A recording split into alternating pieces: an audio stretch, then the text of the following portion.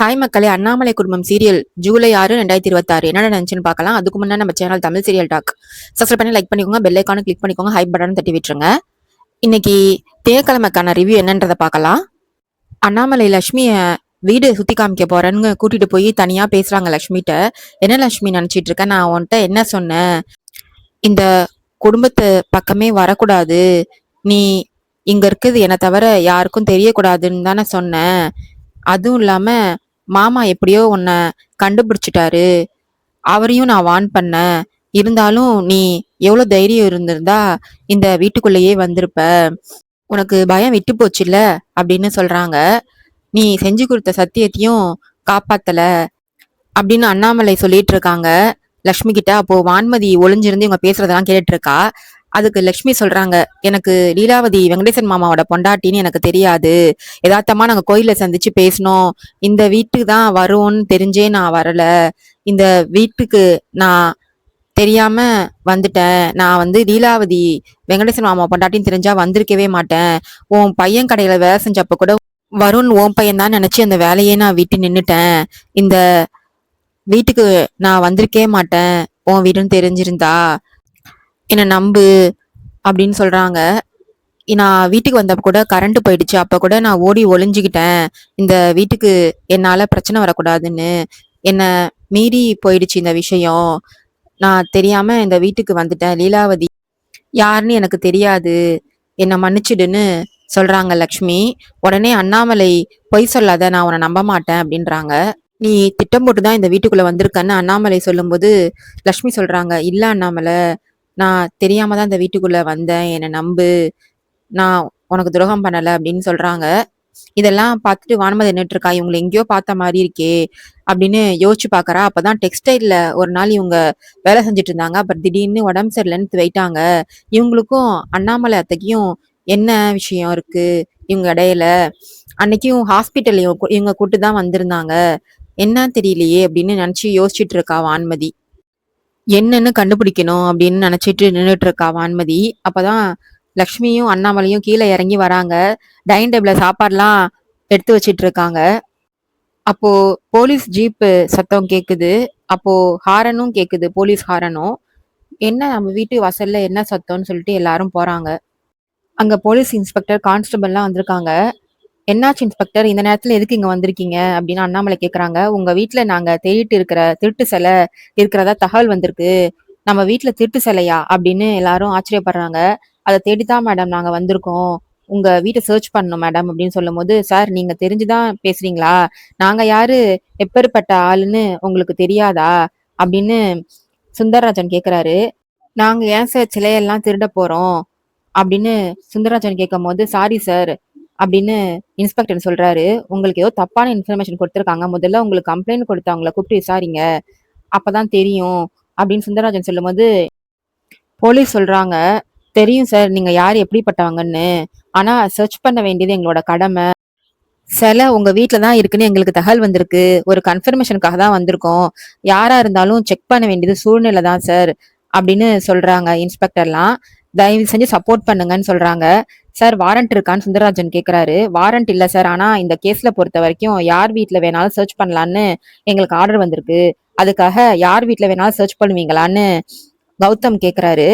இங்க பாருங்க மேடம், கொஞ்சம் எடுத்து சொல்லுங்க மேடம்னு இன்ஸ்பெக்டர் சொல்றாரு அண்ணாமலை கிட்ட. எல்லாரும் கொஞ்சம் அமைதியா இருங்கன்னு அண்ணாமலை சொல்றாங்க. அவங்க அவங்களோட வேலைக்கு பார்க்கட்டும், நீங்க போய் சர்ச் பண்ணுங்கன்னு சொல்றாங்க அண்ணாமலை. ஆனா சில எங்க வீட்டுல இல்ல அப்படின்னு அண்ணாமலை சொல்றாங்க. சரி சர்ச் பண்ணிக்கோங்கன்னு அண்ணாமலை சொல்லிடுறாங்க. மேடம் நாங்க முதல்ல பூஜை அறையில செக் பண்ணிக்கிறோம் அப்படின்னு சொல்லிட்டு போய் செக் பண்ண போறாங்க. போலீஸ் பூஜை அறை எங்க இருக்கவும் கேட்கவும் மேல மாடியில இருக்குன்னு அண்ணாமலை சொல்றாங்க.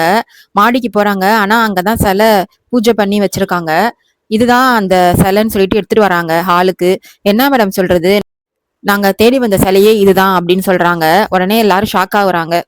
அப்போ லீலாவதி சொல்றாங்க, இந்த சிலையா, இது எங்க வீட்டுக்காரு என் பிறந்த நாளுக்காக கிஃப்ட் பண்ணது சார் அப்படின்னு சொல்லவும், ஏங்க சொல்லுங்க அப்படின்னு சொல்றாங்க வெங்கடேசன்ட்ட.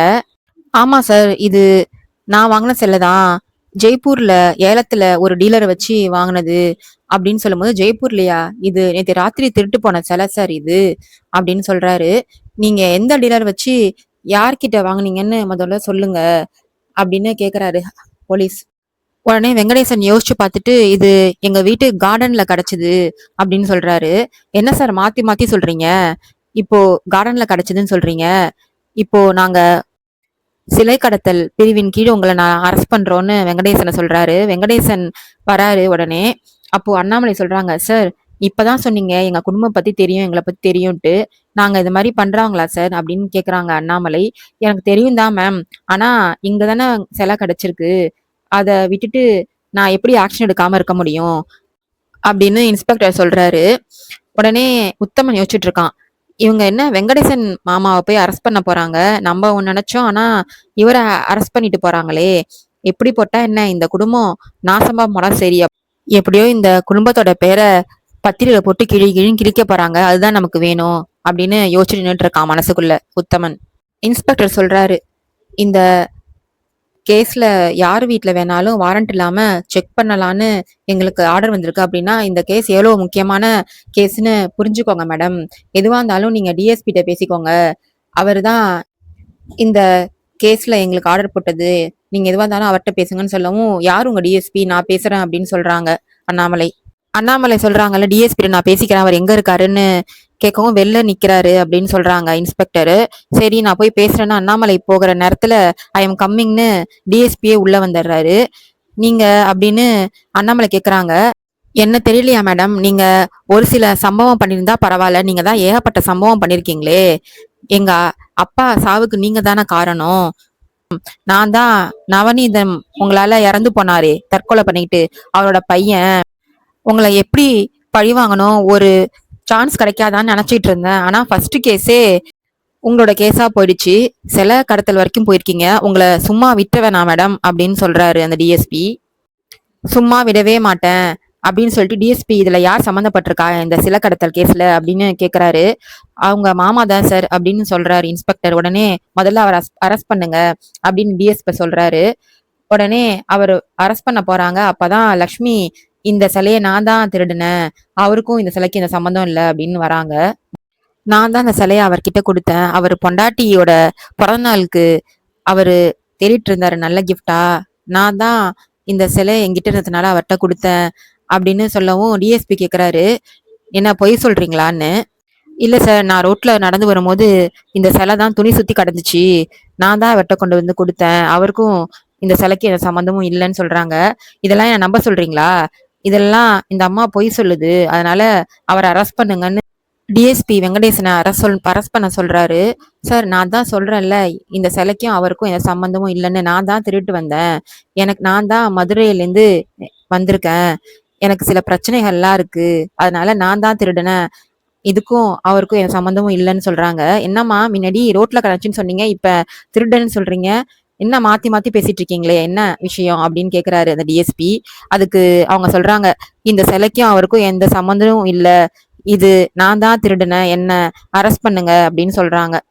உடனே டிஎஸ்பி கேக்குறாரு, யாரு நீங்க இந்த குடும்பத்துக்குன்னு. உடனே அவங்க சொல்றாங்க, நான் இந்த குடும்பத்துல வேலை பாக்குறேன்.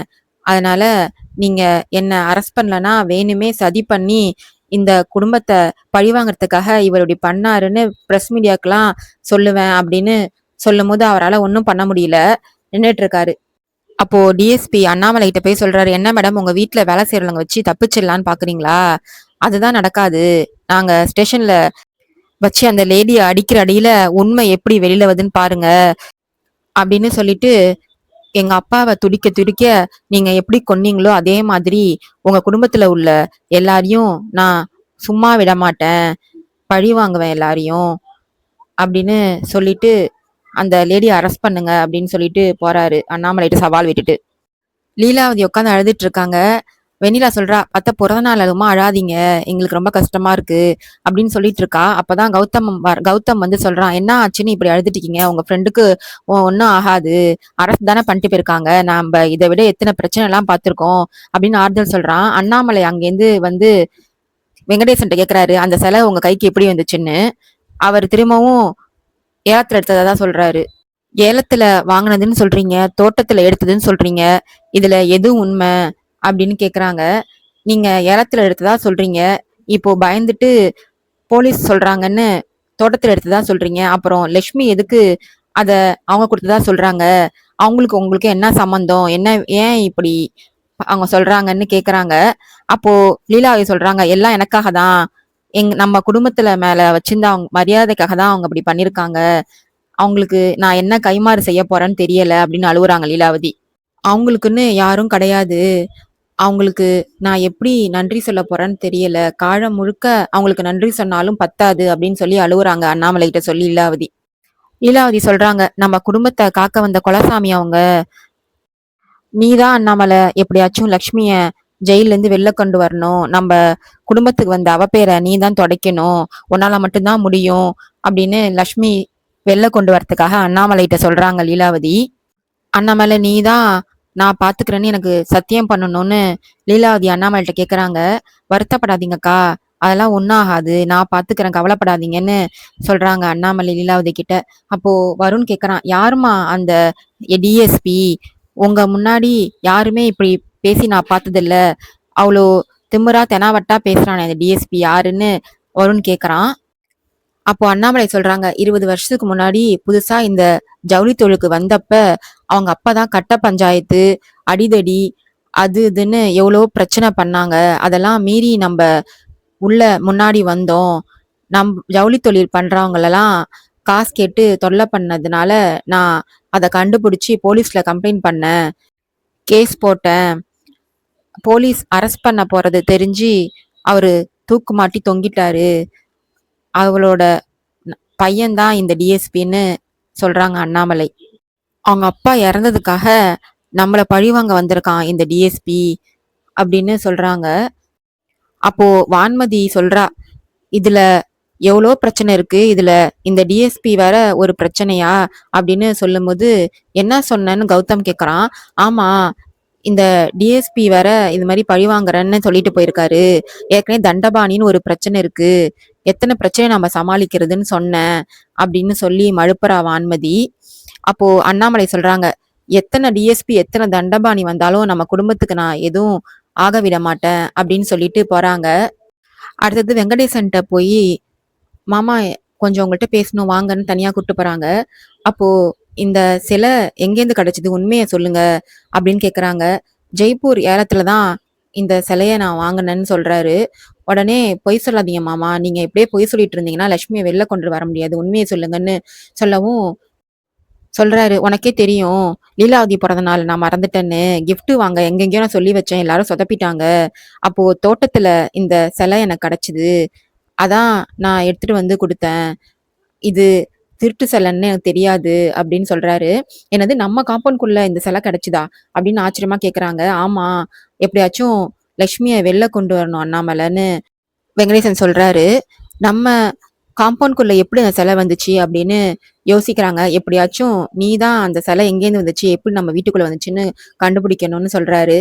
அப்போதான் இதெல்லாம் கேட்டுட்டு உத்தமன் நினைச்சிட்டு இருக்கான், யாருக்கு தெரியக்கூடாதுன்னு நம்ம நினைச்சோமே அவங்களுக்கே தெரிஞ்சிருச்சு.